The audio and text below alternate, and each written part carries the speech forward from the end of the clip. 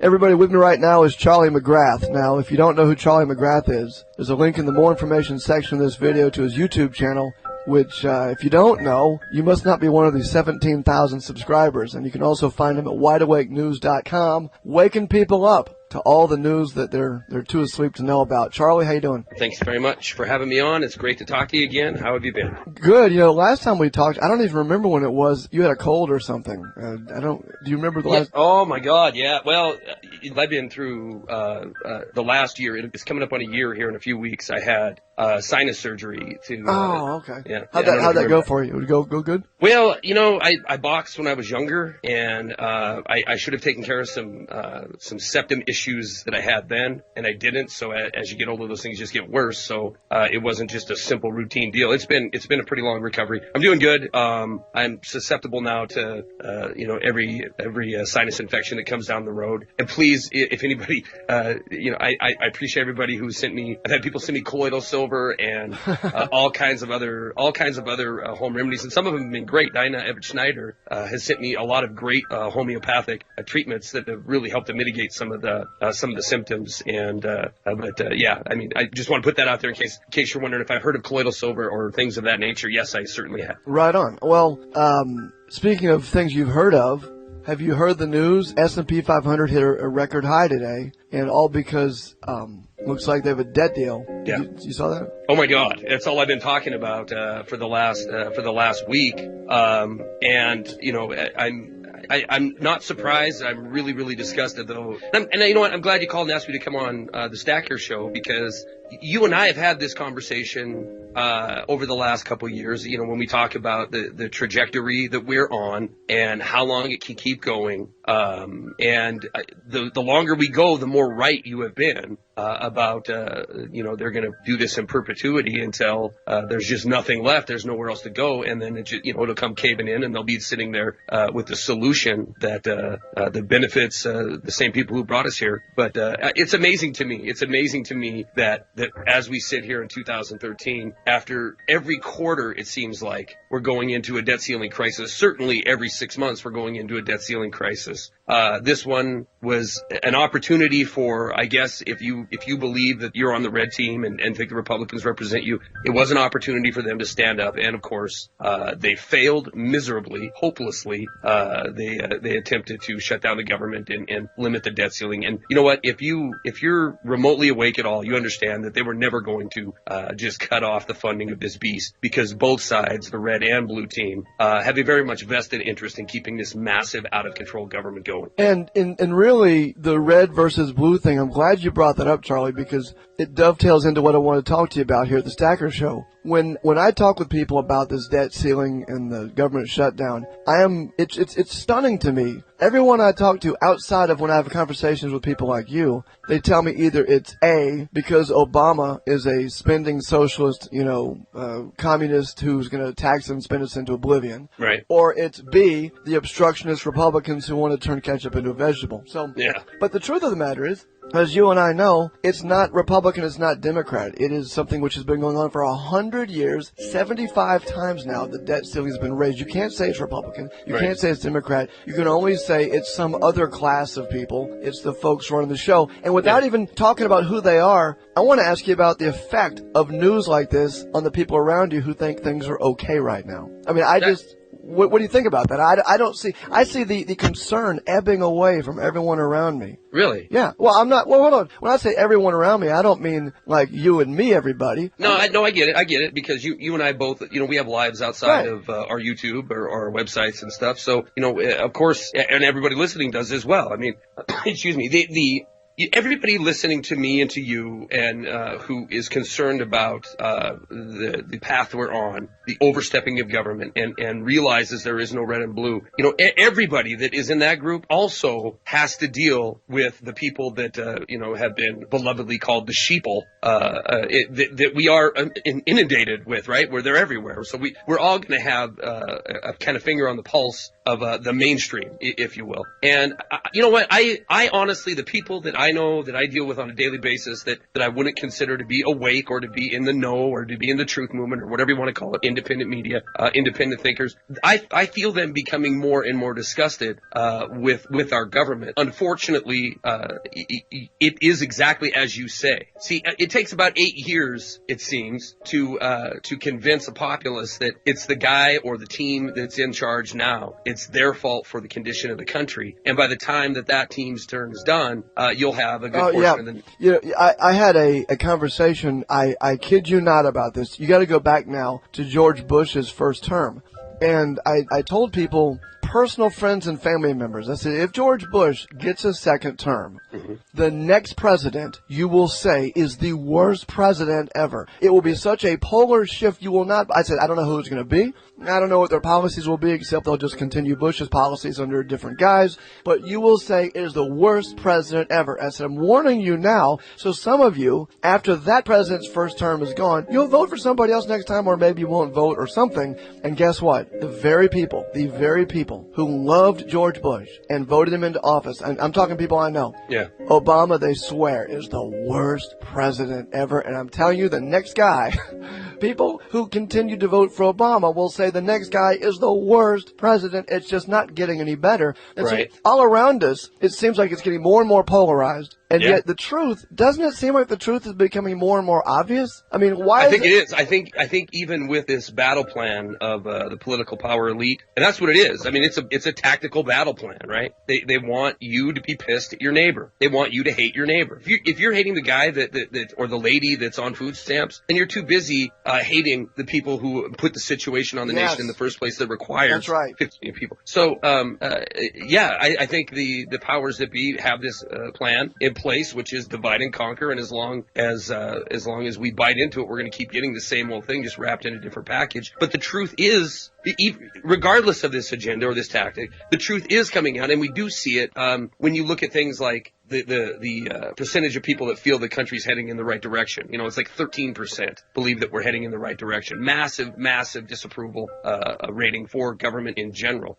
And, you know, that is with 46% of the folks out there who are completely droned into the blue team. You know, even with that kind of control grip the blue team has over their so-called constituency, there's still a vast majority that believe we're just in the wrong direction. So I think it's just like anything, right? Anything on a macro level. We can pretend that we're in recovery by spending $7 trillion in 4 years. We can pretend that things are getting better because we have a modern day food stamp or red line that we don't see because it's all done electronically. We can pretend that debt is the solution to debt. And as long as there's this feeling of normalcy, people will put their head in the sand. But even with all that going on, you know, there is misery growing around this planet, and people are starting to see the truth even through the lies. So in your opinion, and you make a very succinct case for what's actually going on versus the illusion, in your opinion then, and with this being the Stacker Show, I want to focus on the stacking aspect, so to speak. Yeah. What does someone do in 2013? We're talking 2013, not 2008.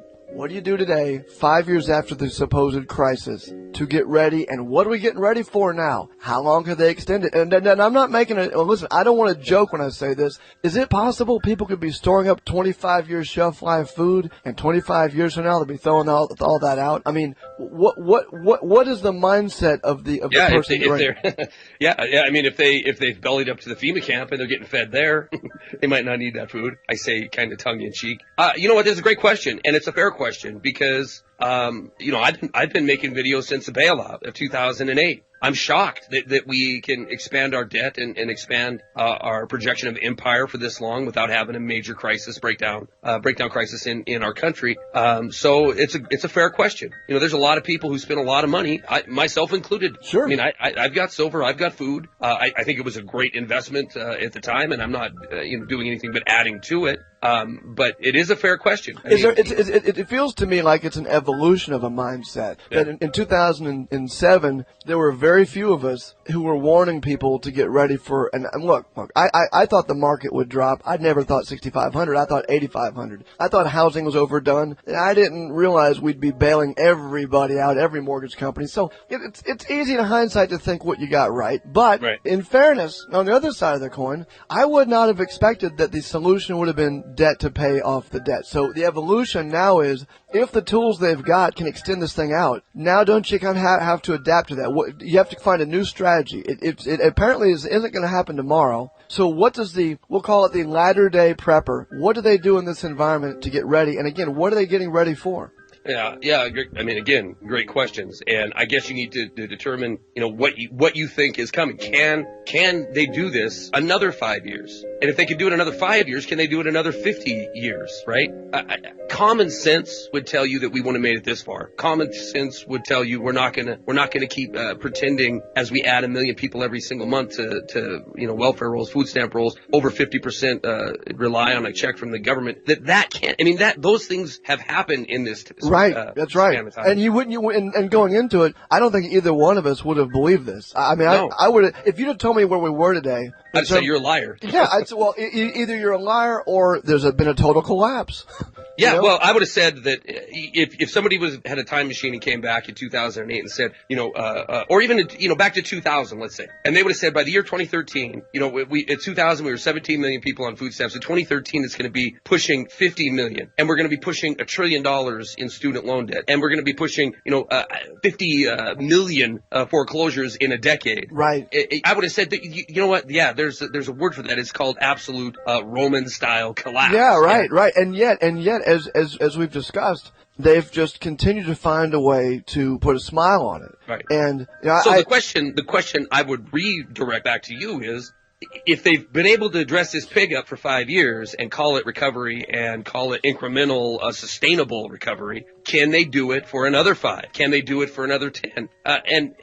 So if you look at the pace of the misery index growing, even though we're papering it over, if you look at the pace of that growth, if it stays even on that same level without increasing, well, you get another 5 years down the road, then all of a sudden, 75% of the country is on some kind of check from government in order to survive. The continued gulf chasm between the very few that have all the wealth and the ever growing poverty class. I mean, can that continue on at the same pace for the same amount of time? Well, if it does, I don't think it can. Well, okay. Well, if it were to continue like that, I did an analogy in a video recently where I talked about a helium balloon, where I said it's kind of like a balloon filled with helium, and the balloon can only support so much weight, and it also can only support so much helium inside of it, blowing it up. Right. So they keep adding more weight below and pumping more helium above, and eventually either the weight drops or the balloon bursts. But in either case, the shit's coming down.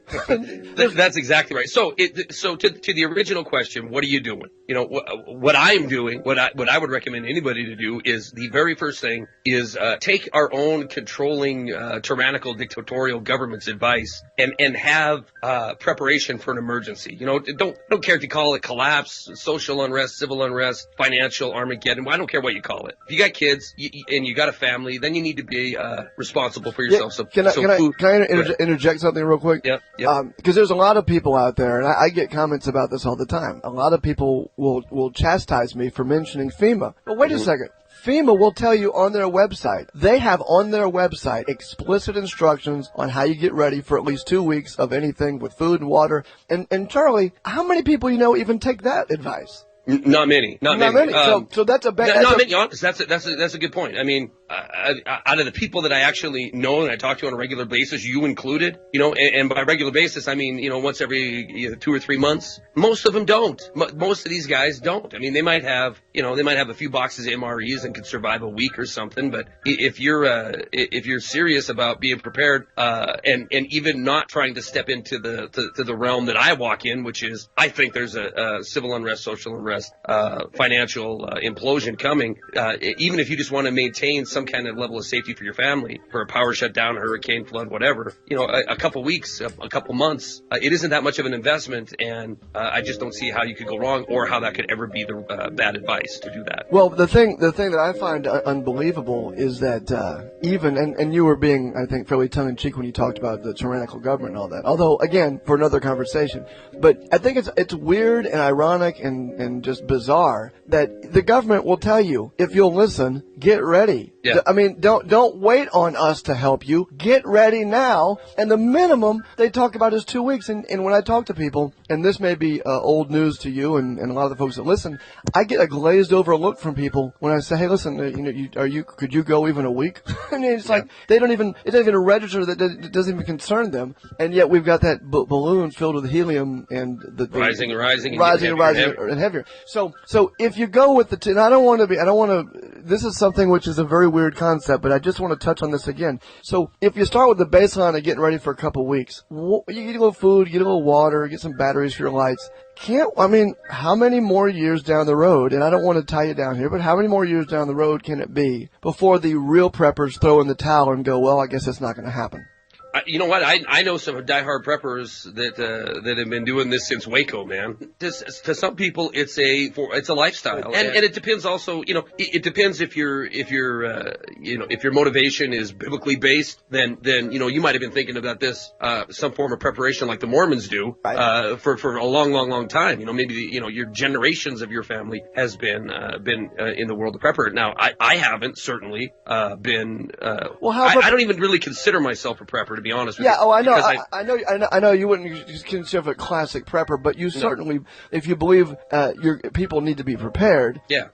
Where do you fall in there? I mean, are you? I believe. Well, first of all, and I would say that anybody's listening to me or interview guys like Rob Hannes. These are real preppers that take this stuff and make it their lifestyle. Everywhere from everything from food to water to shelter to weaponry to training and all that, they're into it. And bully for them. That's great. I consider myself just to be prepared to defend myself and my family for an extended period of time, which means if what hits the fan, or there is a crisis, let's just pick something like an oil crisis, and all of a sudden, my 1,500-mile drive for my bag of groceries can't get to the supermarket, or it's so outrageously priced that I can't afford it. I want to be able to hold up and take care of me and mine for 60 days at the minimum. So again, I honestly probably sound like a broken record on this. But if they can keep pushing this out, then the ultimate collapse may not happen in our lifetime. And define ultimate collapse any way you want to. 20, 30, 40, 50 years, 100 years, who knows? It could be tomorrow. Because of this uncertainty, isn't there kind of a mind shift? People, I mean, I don't want to talk for anybody out there, but in the mind shift, shouldn't it be now more of a rolling target? Shouldn't we back away from it's going to happen this year's and start looking at a lifestyle of preparedness and start with your 2 weeks? That's what FEMA says, and get your 2 weeks and just kind of rotate through your stuff. Have a buffer. There you go. Everyone needs kind of a buffer. Or an insurance policy, whatever you want to call it. I mean, are we past the days of people putting whole warehouses of foods in their basement, things like that? I don't think so. I don't think so. I think there's. I'm asking, by the way, not telling. I'm asking. Right. I don't think so. I'm answering the question. I think there's going to be people. You've seen this community grow, and I've seen it grow. And I'm not calling it a prepper community or necessarily, let's just call it an awake community. Or, I hate to even say truth community because it's so vague, but you've seen a disconnect between establishment and this awakening community, and it's continuing to grow. And you're always going to have in that group people that are sure, they're positive that on this date, at this time, it's going to be, hit the fan, zombie apocalypse, and they're going to put their basement front to back, top to bottom, full of MREs and be ready to hold up for, 15 years if need be. I don't think that, if that's your thing and that's your motivation, drive on. But I'm probably more along the lines of looking for the rolling collapse, because I think, it could come at any time. The rolling collapse. The rolling collapse, yeah, like you said. It could be tomorrow. It could be a month from now. It could be 5 years from now. We just don't know. It's amazing to me the amount of faith and trust the world has given to these financial super elite, as they consider themselves. And with that faith, they have the power, and with that power, they can continue the game. Right. And and as we've seen, it's been 5 years. Will it be 5 more? I don't personally think so, but it could very well be. Rolling collapse. You've just titled the video. It's rolling collapse. It's both hilarious and poignant. Okay, so ultimately, then, I think that what we're building here is a foundation of a resiliency, a buffer zone. When you stop drawing lines in the sand with dates, you can actually breathe a little bit, do your best, and not worry about if you have, if your stack is on any given day X amount of MREs or whatever. Just constantly be preparing and kind of go through your, rotate your food stocks and all that. I got that. Now, where does someone listening, and I always like to ask people this, where does someone listening start? What's a couple things you tell everybody listening, go do this, start your FEMA 2-week journey on this? I mean, as far as food goes, I don't know anything. Someone listening right now is like, all right, guys, you've convinced me. The rolling collapse is on the way. What do I do now? You don't go to my channel to learn how to prep. I can tell you that, because we don't cover it. I cover, political and economic events, but there is an endless amount of resources, just even on YouTube of, if you want to learn how to prep, you can put in 72-hour prep, 48-hour prep, 1 month prep, 1 week, whatever you want, and you're going to get overwhelmed with I love that answer, Bob. That's a great answer. Educate yourself first. That's the very first thing you should do. Yeah. All right. Well, I mean, if you're asking me, if you want a guideline to go to, and you don't want to go to the government resources that are free, and you know what, I'm not a fan of FEMA. I'm not a fan of the control grid that could come out of a FEMA disaster. But that doesn't mean that there's not resources there that you shouldn't use. Yeah, but hold on. But just in fairness, not everyone that works for FEMA is a bad guy, right? I mean, you're not suggesting that. Listen. You know somebody, Don. I don't know this, but I do know this. I know I know people that work. Yes. Everybody knows somebody that works for the government. Absolutely. So the government isn't, it isn't evil top to bottom. No. So naturally FEMA has a mandate, and part of that is preparedness. Now, if you want to use their resources to see what they recommend, then do it. If you don't, then you don't have to, because there's plenty of other sources out there. Well, Charlie, I know that you're busy. You're crazy busy. How are things going on your YouTube channel? What kind of response are you getting these days to your message? Have you seen an increase in interest? Is it waning? I kind of sense right now that there's kind of a lull. And maybe I'm just, not as intuitive as you may be, but what do you think about that? That's a great question, and it's certainly something that everybody who does this now with the YouTube channel and then the Rinse program and a collaboration I do with Doug Owen. There is a lot of different venues to get a message out, and there's something to be said for the lull or the pause, and it is directly correlated to the Hopetimism and the propaganda that is put out by establishment media. If the news for 2 months running is housing prices are up a little bit and the stock market's going to crack all-time highs, then this animal spirit of euphoria certainly drives down the numbers of people who are trying to question that truth. They just want to, believe that things are getting better and grab that and hold on to it as reality. But every time there's something, for example, like typically maybe 10,000 views on a video after a week or so, but during the time of this debt ceiling crisis, 30 or 40,000 views on a video. Because people. It is really, even in this alternative media, that we're participating in right now, it is still driven a lot by establishment feeling. Right, exactly. Very, very, very good point. And it's funny because the alternative news doesn't usually, I notice this, the alternative media doesn't really break the news so much as they break down the bullshit news. There's very few people. There's very few people in this community. Look, there's a lot of shysters in this community. There's a lot of guys who are just there's less of them now than there was in 2009 and 10 because the shock has wore off, but there certainly are guys who are wanting you to click on their link and donate to them or whatever, get an email list running or whatever. There's that group that hinders independent media. There's a lot of people who just grab AP or UPI and run with their stories and try to put a spin on it or something like that. But it isn't really informative, and it certainly isn't creating a dialogue. And I find that that's been the most effective, at least for myself, which is maybe grabbing a story but then having a dialogue about it in one form or another. Right. Well, one thing that I've noticed is that the Hopetimism, if Hopetimism is not a word in the dictionary, it will be soon. I think it's a great word. word. But the Hopetimism, I think I invented it. I was going to say, did you invent it? It sounds great. I think I did like 2 years ago, but who knows? I don't want to take credit for that. One of the things I find interesting is in the community of those who feel like we need to be getting ready for something, or just getting ready for the rolling collapse, as you put it. I notice that the better the news is, and by the news I mean the mainstream, right, the worse they feel, and because they realize you're just pushing this out farther. There's this weird dichotomy I find in people who you'd want to be happy, but they're not happy unless things are going to shit. And they're depressed by good news. They're depressed by the perception of good news. By the perception of good news, right. Yeah. So I've just found, and maybe this point is too esoteric, but I just find that there's less of a demand and less of a zeal for the sorts of things that we would have been talking about in 07, 08, 09. It's just kind of, and I believe it gets back to what we first started talking about. They're just dragging this thing out. Yeah. When eventually the balloon pops, the weight falls, and then what? Well, and we can't really talk about the same things as 2007, 8, 9, because, if you're going to be honest to yourself and honest to the people that are listening to you, you really do have to focus on the now, right? And Obamacare's done, folks. Yep. We got it. The bailouts happen. They're done. I mean, it's trillions already spent. The saving of these